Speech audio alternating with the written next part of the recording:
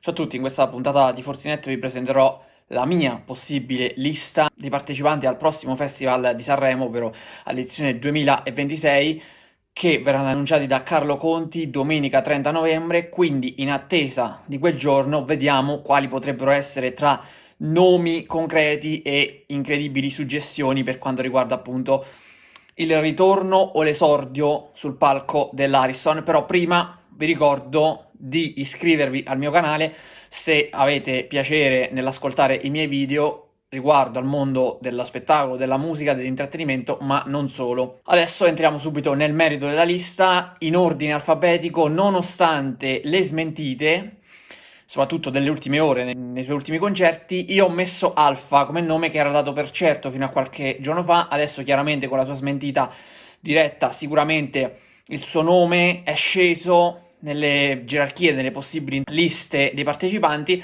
però io credo poco alle parole che vengono pronunciate soprattutto da chi è intorno ai cantanti, ma anche dai diretti interessati. Non è che ci credo molto, ma non per una questione di sfiducia, semplicemente perché si cerca sempre di allontanarsi un pochettino da quell'ambito per poi aspettare l'ufficialità di ciò che effettivamente avviene. Poi ho messo in lista Amara, la compagna di Simone Cristicchi, che negli ultimi anni spesso è stata associata al Festival di Sanremo. L'anno scorso c'è stato Simone Cristicchi, quindi questa volta credo che possa toccare a lei calcare quel palco.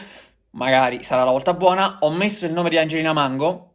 Se ne è parlato molto, soprattutto dopo il suo ritorno in scena all'ippodromo come ospite del concerto di Olly. Poi, dopo l'uscita dell'album, invece, si è allontanata un po' questa ipotesi. Sembrava certa la sua assenza all'Ariston. Credo che il ritorno di Angelina Mango debba essere graduale, almeno sulle scene televisive e quant'altro. Però, allo stesso tempo, bisogna anche sottolineare che quale palcoscenico migliore per tornare in grande stile se non quello dell'Ariston, quindi io comunque lo tengo come nome caldo e potenziale nella lista dei partecipanti.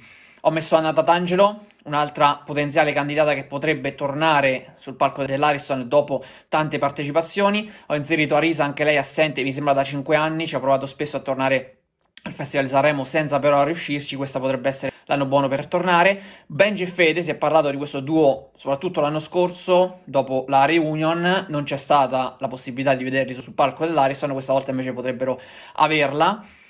Ho inserito Blanco, un nome che mi resta molto in dubbio. Ho molti dubbi su questo nome, però ho deciso di inserirlo perché se ne è parlato tanto. Ultimamente tace un po' tutto intorno a Blanco, quindi questo silenzio potrebbe essere anche un preludio proprio alla partecipazione al Festival di Sanremo. Ho messo California dei Comacose, che partecipa da sola. Credo che questo sia uno dei nomi più gettonati del momento per una partecipazione, e credo che per lanciare la sua carriera da solista la partecipazione al festival possa essere fondamentale. Cioffi in questo momento non è proprio un nome caldissimo, forse era più caldo in estate come nome potenziale, però credo che comunque possa essere in lizza. Elisa, secondo me, è un nome quasi impossibile, però ho deciso di pensare in grande, no? Pensare a qualcuno, a qualche big clamoroso che magari non è stato neanche nominato nel corso di questi giorni, quindi ho messo Elisa. Il duetto Elodie Rcomi, se ne è parlato tanto anche di questo duetto, quindi io credo che potrebbe magari esserci sul palco dell'Ariston dopo che l'anno scorso hanno partecipato da singoli. Emma Nolde potrebbe fare il suo debutto al Festival di Sanremo. Enrico Nigiotti potrebbe tornare dopo un po' di anni di assenza, mi sembra. Ermal Meta anche potrebbe fare il suo ritorno, tra l'altro lui ha anche partecipato ad un Sanremo di Carlo Conti, quindi potrebbe magari riallacciare questo contatto che tra l'altro anche l'anno scorso c'era, anche l'anno scorso era uno dei papabili candidati. Fausto Leali, altro nome, chiaramente la quota over deve essere coperta in qualche modo e io ho deciso di inserire un paio di nomi, uno tra questi è Fausto Leali. Fedez Masini, dopo il duetto dello scorso anno, sulle note di Bella Stronza, potrebbero presentarsi in gara con un brano tutto loro. Fra Quintale potrebbe fare il suo debutto sul palco sanremese. Fulminacci invece, che già c'è stato a Sanremo quando portò la canzone Santa Marinella, e potrebbe anche fare il suo ritorno, così come Gianluca Grignani. Gianluca Grignani anche è stato recentemente al Festival di Sanremo, uno dei festival di Amadeus. Magari dopo la polemica con Laura Pausini potrebbe effettivamente essere un nome gettonato per il palco più ambito d'Italia a livello musicale. La Nigna potrebbe invece tornarci dopo essere stata ospite qualche anno fa nella serata cover. Levante anche potrebbe effettuare il suo ritorno. Levante sta pubblicando parecchio in questo periodo, quindi non lo so, però direi che è un nome che potrebbe lo stesso essere caldo. Luque era dato per certo praticamente fino a qualche settimana fa, quindi ho deciso di inserirlo perché secondo me potrebbe effettivamente esserci.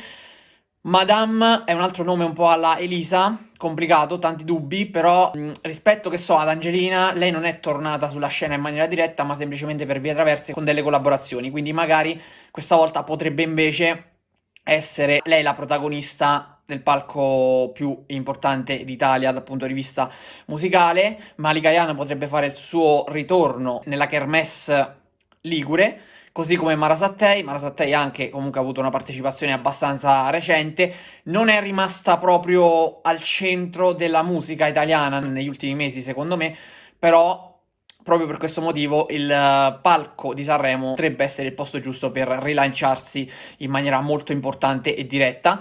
Patti Bravo è per la quota over di cui parlavo poco fa. Patti Bravo e Fausto Leali sono i due dei nomi che sono circolati molto nelle ultime settimane, quindi potrebbero essere loro.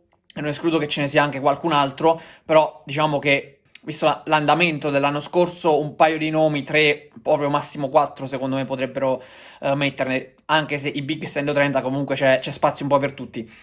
San Giovanni, per me San Giovanni è un nome molto molto papabile e probabile perché San Giovanni potrebbe far del palco di Sanremo il suo punto di ripartenza dopo che proprio quello stesso palco, quella stessa kermesse era stata un po' la fine, tra virgolette, momentanea della sua carriera perché proprio dopo l'ultimo posto un paio di anni fa, mi pare 3 anni fa, poi ha deciso di prendersi quella pausa, ma non per ovviamente il piazzamento in classifica, più che altro per un qualcosa che lui aveva interiormente e che non riusciva neanche a farlo esprimere al meglio, così come effettivamente è stato a Sanremo.